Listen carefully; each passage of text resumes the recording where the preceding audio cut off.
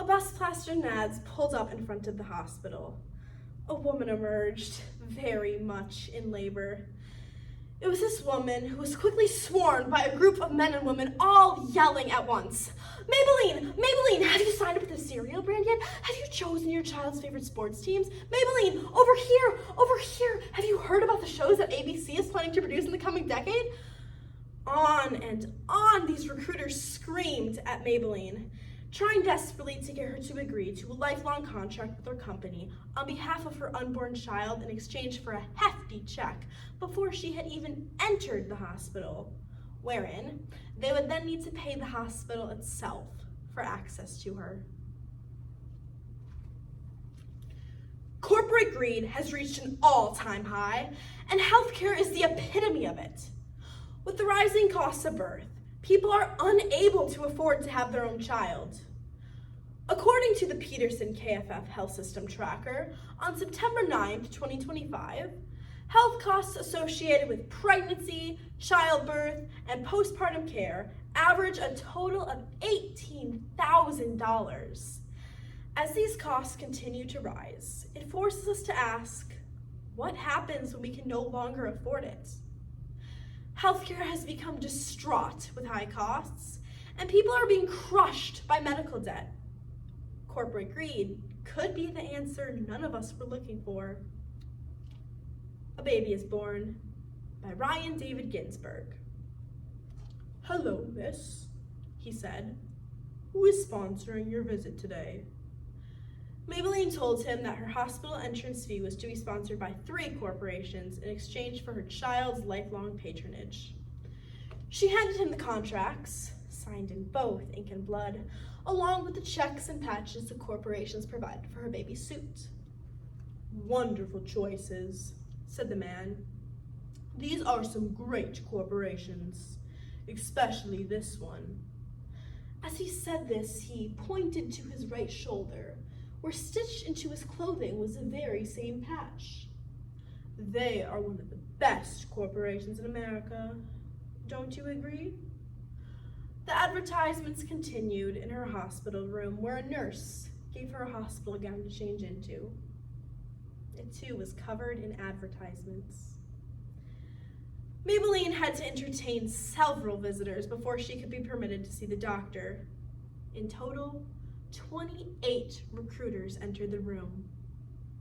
"Think about it," said the recruiter from the television company. "Your child will spend most of their life staring at a screen.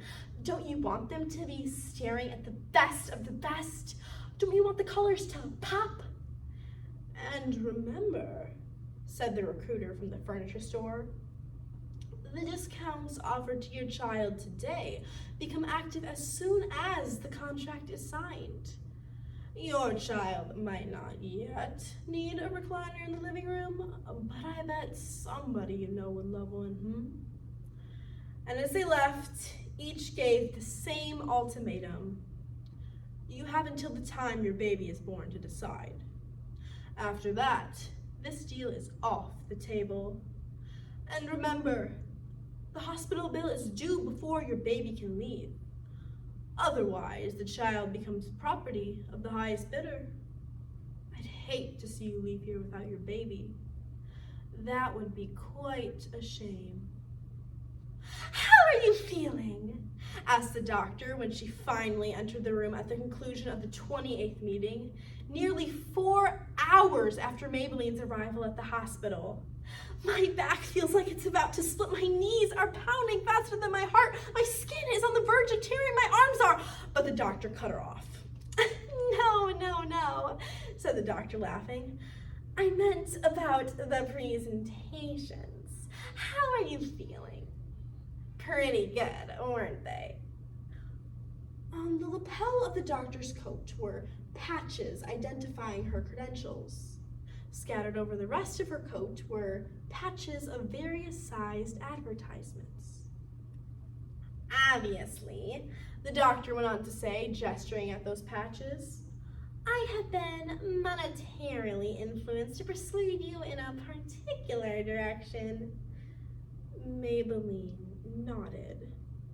"My employers would like me to sit here and say, sign up with this brand, and this particular religion will teach your child the best morals. Well, this religion will send your child straight to hell. And this organization has a terrible reputation. Well, this one has always been reliable and loyal to its customers. They provide me with scripts, presentation materials, and hefty checks whenever I am successful. You know how these companies are, only ever thinking about money, money, money. Anyway, if you direct your attention to the screen, I will show you just how much your child's life will be improved if you agree to make the Pepsi Bottling Group their beverage company of choice. "Hello, miss," he said upon entering, checking his notes as he closed the door behind him. "What an exciting day this must be for you." "Yes," said Maybelline. "My husband and I are very excited to welcome home our first child." This, of course, was not what he was referring to, and she knew it. "Before we begin the paperwork," said the unbiased mediator, "I was wondering if you wouldn't mind one final presentation." "Oh boy, another presentation? Please, please, I would love another." "Wonderful," said the unbiased mediator with a smile. Out of his Gucci briefcase, he pulled the remote covered in diamonds. "Now," he said, resting the stack on his lap, "have you decided which corporations you would like your child to be affiliated with?" Before she could respond, Maybelline felt another contraction coming.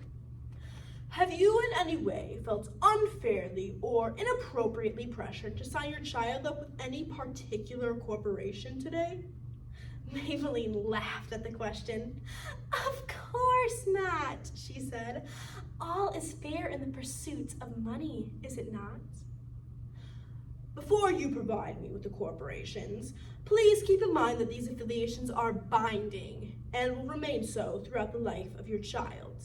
If they, meaning your child, renege on any of these affiliations, they and you, the caregiver who signed the contract on their behalf, will be heavily fined and thrown into prison for a minimum of 5 years per infraction.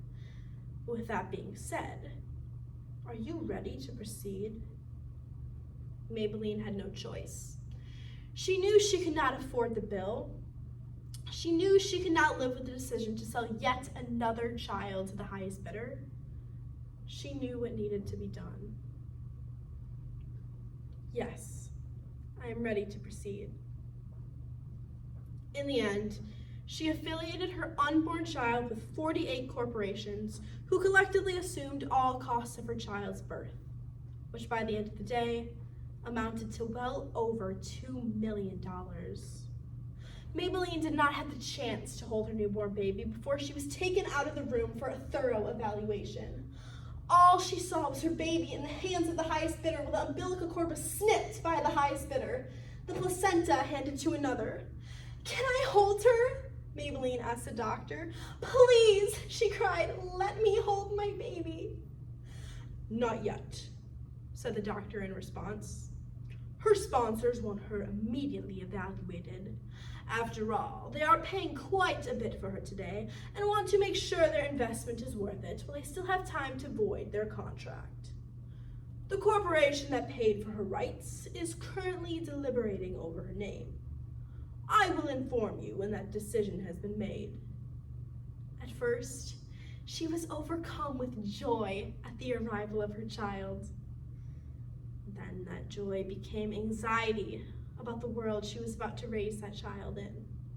Then came pity, then anger, then guilt, then hopelessness.